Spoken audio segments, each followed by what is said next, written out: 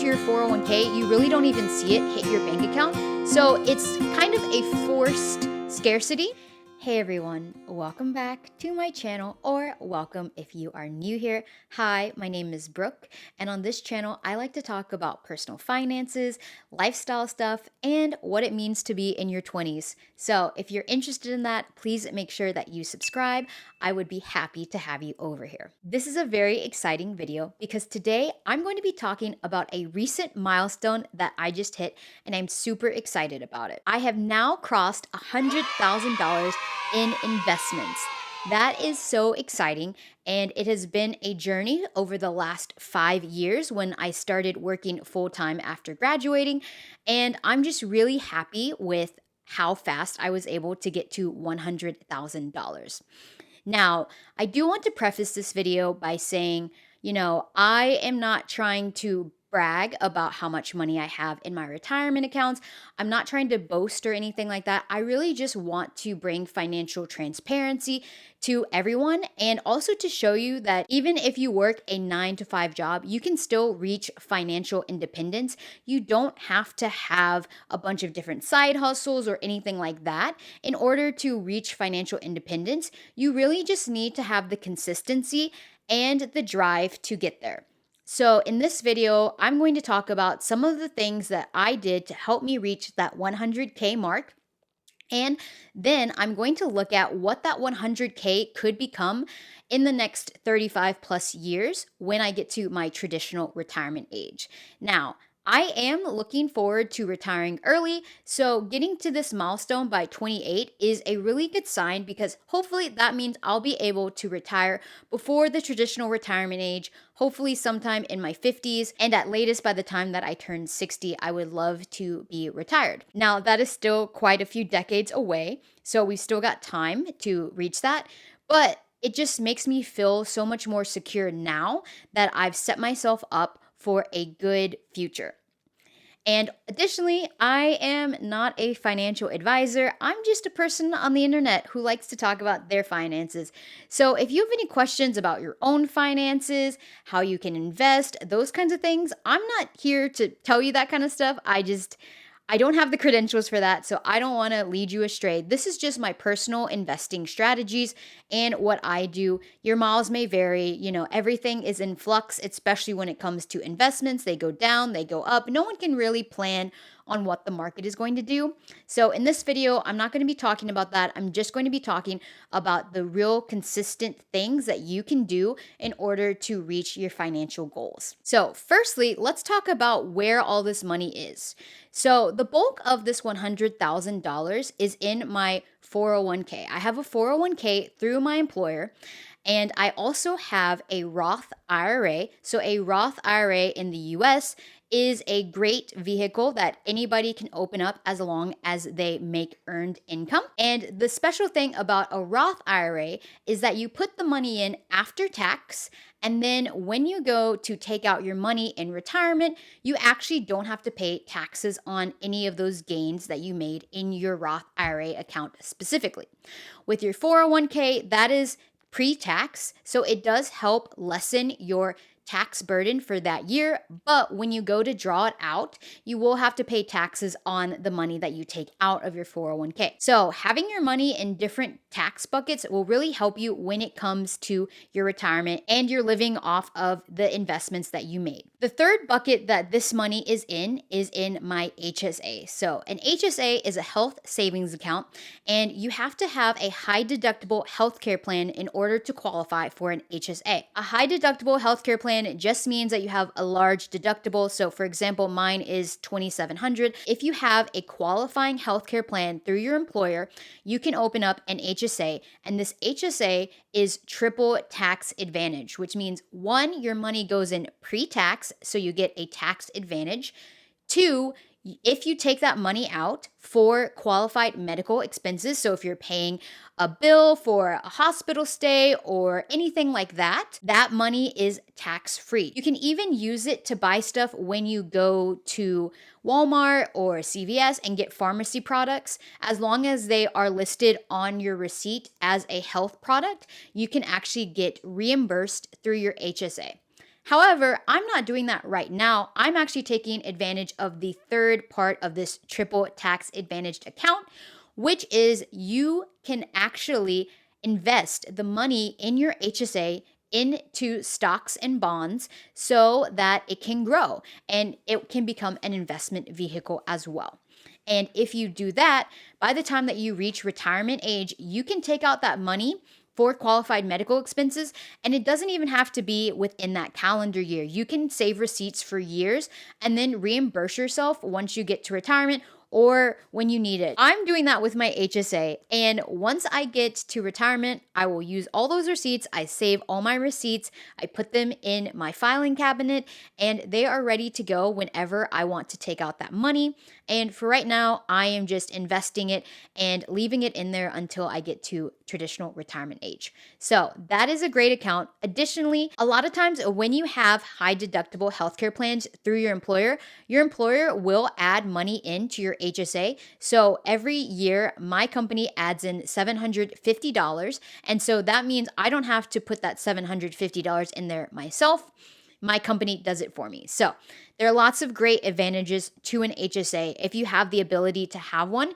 Just run your numbers to see if that plan is going to be good for you. Now, it's going to depend on, do you have children? Do you have other dependents?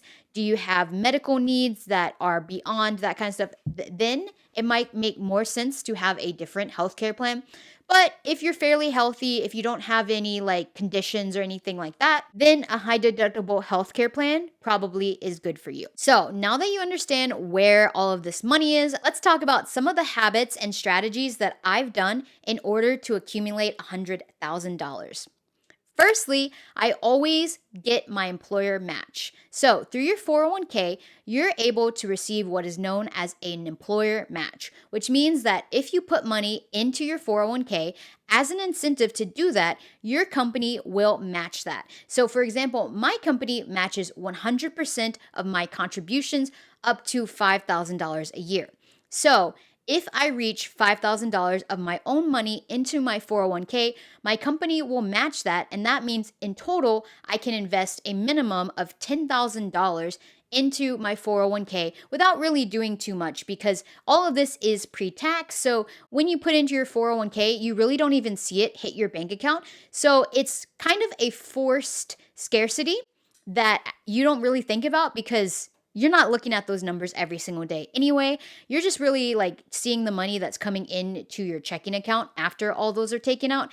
So I always recommend to get your employer match. Even if you are in debt, the Money Guys show, I really enjoy watching them. They say in their financial order of operations, you should still be getting your employer match even if you are paying off high interest debt because that is time that you can never get back and that's free money and it's a 100% return on your investment if you meet your employer match. Definitely look into if your company offers a 401k match and do that and make sure that you reach that max every year because that's free money and it'll help you to grow your investments. Number 2 is I have a Roth IRA. So a Roth IRA is a really great vehicle that anybody can set up.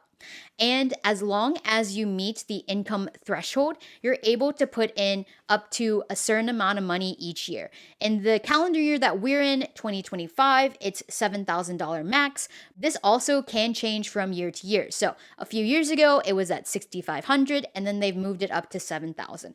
Additionally, with these accounts, if you are over a certain age, you actually get to do what's known as a catch-up contribution, which means you can set aside even more money into your Roth IRA. And with my Roth IRA, I have maxed it out for the last 3 to 4 years. If you have, a lower income and you have bills that you have to pay, you have responsibilities and things like that, maybe it's best to do just as much as you can at the time because even a little bit goes a long way. So if you're in your 20s, this is definitely the best time to set up your Roth IRA because even putting in $25, $50 a week can help you get to financial independence. So I definitely recommend that you open up a Roth IRA because that money will be so valuable once you get to retirement age. Thirdly, I know the power of compound interest. One of the exciting things about getting to $100,000 is that now my money will grow even faster than it already has been because of compound interest. So let's take a very simple example to understand how compound interest works. Let's say you invest $100 and in the first year you make 10%. So that means at the end of year one, you have $110. That means you're starting out year two with $110 and you make another 10% on top of that. So that means by the end of year two, you actually have $121 in that account, not just $120. Now, as you can see, with small numbers, it takes a little bit longer, but think about this. If you have $100,000, $1 million, you can see how this grows exponentially with the higher amount that you have. And this is why high interest rates on your credit cards are so insidious, because they work on that same principle of compound interest. So make compound interest work for you, not the other way around. And finally, one of the biggest things that you have to learn if you want to get to $100,000 in investments is deferred gratification. Deferred gratification is simply waiting. Instead of impulsively buying whatever you want in the moment, it's waiting and thinking about what you want to do in the long term. So when it comes to investing and retirement savings, what it's saying is that when you're young, when you are working and you're making money, you're setting aside money for your future self. That is deferred gratification, because that money you could spend today. You could put nothing into your 401k, your Roth IRA. You could just put nothing to your investments. And you could use that money to buy what you want now.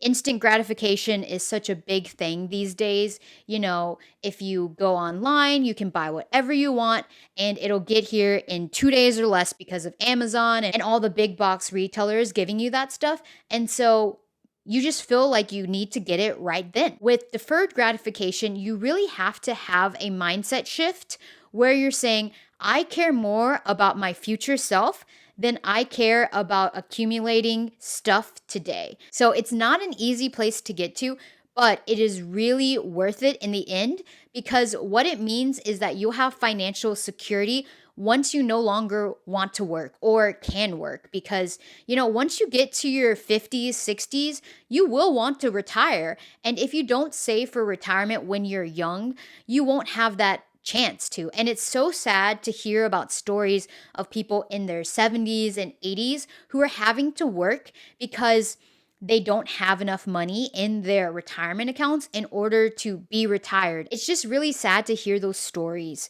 And so if you learn deferred gratification, then that means when you get to that age, you don't have to be worried. You have financial stability and you can live the retirement life that you want. So now that I've talked about the mindset stuff and some of the strategies that I've done in order to accumulate $100,000, let's see how much this money can grow into by the time I reach retirement. So this is just the calculator.net investment calculator. It's a very simple calculator.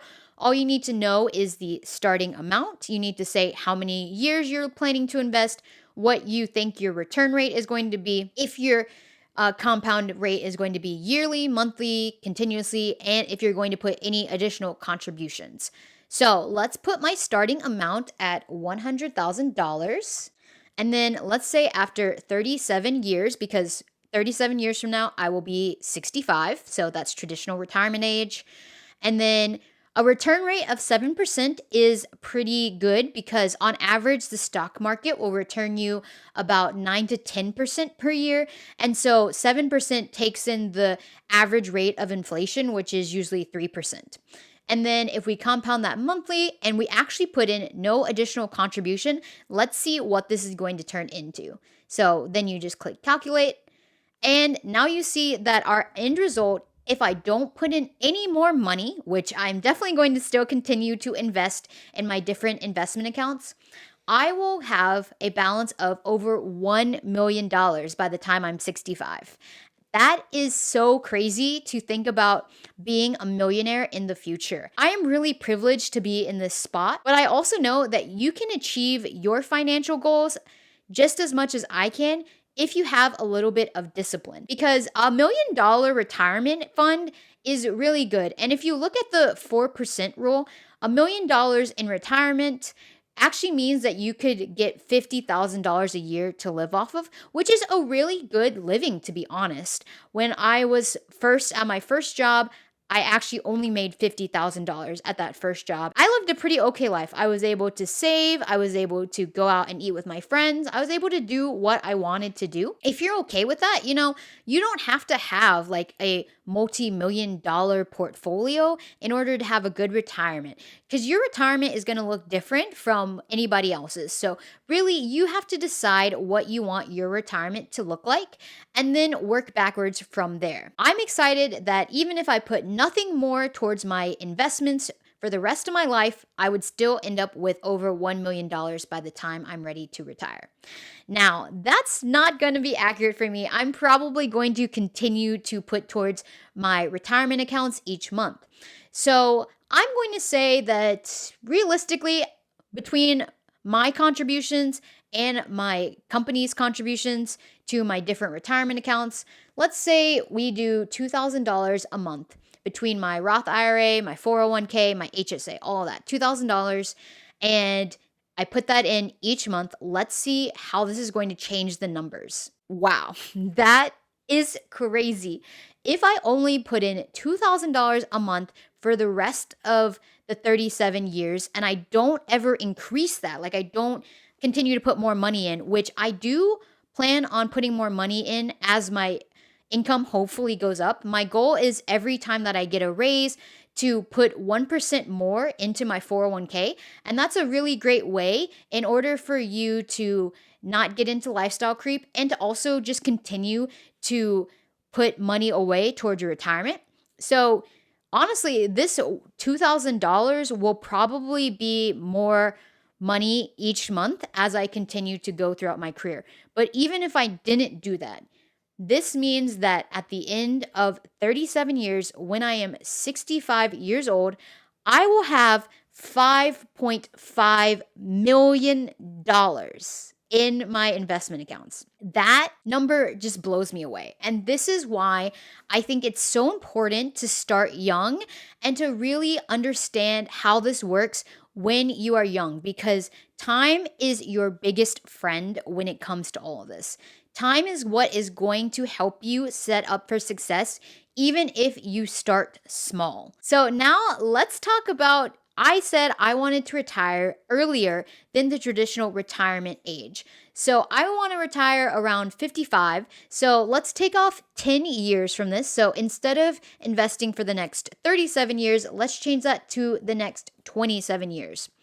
And so let's see what this number brings us. All right, that is still a pretty healthy amount because, again, realistically, I will be putting more than $2,000 a month towards my retirement accounts as my income increases. But that means if I only did $2,000 a month, by the time I'm 55, I will have $2.5 million. And to me, $2.5 million, even with inflation, like this is $2.5 million in inflation dollars. So like if I didn't do it in inflation and I did 10%, this number would be even higher. But this would be $2.5 million that I am going to be able to live off of when I'm 55. I think that is very reasonable. I am not, I don't want to be Jeff Bezos buying out Venice for my wedding. I want to just live like a normal, happy retirement, go on vacation a few times a year, just enjoy life after I am done working. And so $2.5 million, I think I can live very comfortably off of that. All right. Thank you so much for watching this video. I hope it was helpful for you. I hope you learned a little bit about how you too can start reaching your financial goals and get to financial independence. But I really appreciate you all being here. If you got this far in the video, comment down below retirement so that I know that you are excited to be saving for yours. And as always, please make sure to like and subscribe, and I will see you all in my next video. Bye, y'all.